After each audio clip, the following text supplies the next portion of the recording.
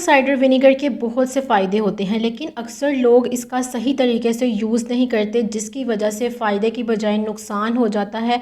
तो आज मैं आपको बताऊंगी कि इसके फ़ायदे क्या हैं, इसको कितनी क्वांटिटी में और कैसे यूज़ करना चाहिए, और सबसे इम्पॉर्टेंट बात कि किन लोगों के लिए एप्पल साइडर विनेगर सूटेबल नहीं होता और किन कंडीशंस में इसे यूज़ करना फ़ायदे के बजाय नुकसान दे सकता है। एप्पल साइडर विनेगर एक नेचुरल लिक्विड होता है जो एप्पल्स को फर्मेंट करने से बनता है। इसमें सबसे इम्पॉर्टेंट चीज़ एसिटिक एसिड है और यही इसका मेन एक्टिव कंपाउंड है जो बॉडी पर असर डालता है। और एप्पल साइडर विनेगर के ज़्यादातर बेनिफिट्स के पीछे एसिटिक एसिड का ही रोल होता है, इसलिए इसे कई हेल्थ बेनिफिट्स के साथ जोड़ा जाता है। तो एप्पल साइडर विनेगर के बेनिफिट्स की बात करते हैं तो सबसे पहले ब्लड शुगर कंट्रोल करता है। जब हम रोटी, चावल या दूसरे कार्बोहाइड्रेट्स खाते हैं तो वो बॉडी में जाकर शुगर में चेंज हो जाते हैं। नॉर्मली ये प्रोसेस फास्ट होता है और खाने के बाद शुगर एकदम से बढ़ जाती है। एप्पल साइडर विनेगर डाइजेशन को थोड़ा स्लो कर देता है, जिसकी वजह से शुगर ब्लड में एकदम से जाने के बजाय आहिस्ता आहिस्ता रिलीज होती है। इससे खाने के बाद ब्लड शुगर अचानक स्पाइक नहीं होती। साथ ही ये इंसुलिन के काम को भी सपोर्ट करता है, जिससे बॉडी के सेल्स शुगर को बेहतर तरीके से यूज कर पाते हैं। इसका रिजल्ट ये होता है कि ब्लड शुगर ज़्यादा स्टेबल रहती है और एनर्जी भी दिन भर ज़्यादा स्मूथ और स्टेबल रहती है। और वेट लॉस में भी मदद करता है। जब आप एप्पल साइडर विनेगर लेते हैं तो ये बॉडी में जाकर डाइजेशन के प्रोसेस को थोड़ा स्लो कर देता है, जिसकी वजह से खाना स्टमक में ज़्यादा देर तक रहता है और आहिस्ता आहिस्ता आगे जाता है। इससे आपको जल्दी भूख नहीं लगती और पेट ज़्यादा देर तक भरा हुआ महसूस होता है, क्योंकि हंगर हार्मोन ग्रेलिन भी स्लो हो जाता है। इस नेचुरल इफेक्ट की वजह से कम खाना खाया जाता है, कैलोरी इंटेक भी कम हो जाता है, जो वेट लॉस के लिए बहुत ज़रूरी है। Apple cider vinegar digestive system को भी सपोर्ट करता है, क्योंकि ये एसिडिक होता है, इसलिए ये गट में ऐसा इन्वायरमेंट बनाने में मदद कर सकता है जहाँ हार्मफुल बैक्टीरिया की ग्रोथ स्लो हो जाती है, जिससे डाइजेशन को सपोर्ट मिलती है और गट का एनवायरनमेंट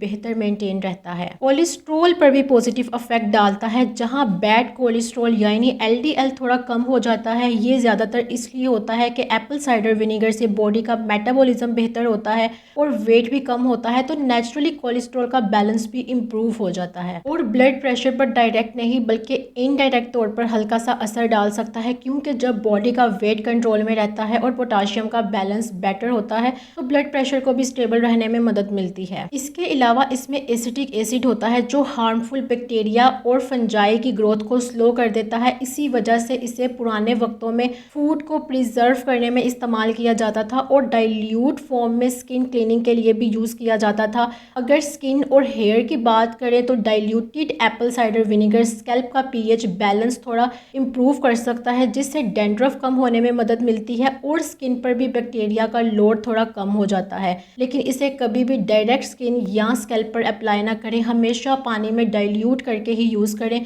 क्योंकि ये डायरेक्ट लगाने से जलन, इरिटेशन और स्किन डैमेज भी हो सकती है। अब बात करते हैं कि इसको यूज़ कैसे करना है, क्योंकि बहुत लोग यहीं पर गलती करते हैं। एप्पल साइडर विनेगर को यूज़ करते वक्त सबसे पहली बात याद रखनी है, इसको बहुत कम क्वांटिटी में लेना होता है। सिर्फ 1 से 2 टीस्पून यानी 5 to 10 ml, यही सेफ और इनफ अमाउंट होती है। और इसको कभी भी ऐसे ही डायरेक्ट नहीं पीना, हमेशा एक फुल ग्लास पानी में अच्छी तरह मिक्स करके पीना होता है, ताकि इसका इफेक्ट बॉडी पर माइल्ड हो जाए। इसे आप खाने से 10 से 20 मिनट पहले ले सकते हैं। और अगर किसी को खाली पेट सूट नहीं करता, हैवीनेस या डिस्कम्फर्ट होती है, तो खाने के साथ भी ले सकते हैं। अगर पॉसिबल हो तो पीते हुए स्ट्रॉ यूज करें, इससे विनेगर सीधा दांतों पर नहीं लगता और दांत सेफ रहते हैं। और इसे पीने के बाद हमेशा मुंह को साफ पानी से रिंस कर लेना चाहिए, ताकि जो एसिडिटी होती है वो मुंह में ना रहे। और एक और इम्पोर्टेंट बात, इसे लगातार बिना ब्रेक के लंबी मुद्दत तक यूज नहीं करना, बीच बीच में गैप देना बहुत जरूरी है। अब किन लोगों को एप्पल साइडर विनेगर नहीं लेना और इससे अवॉइड करना चाहिए? अगर किसी को गर्ड या एसिडिटी का इशू होता है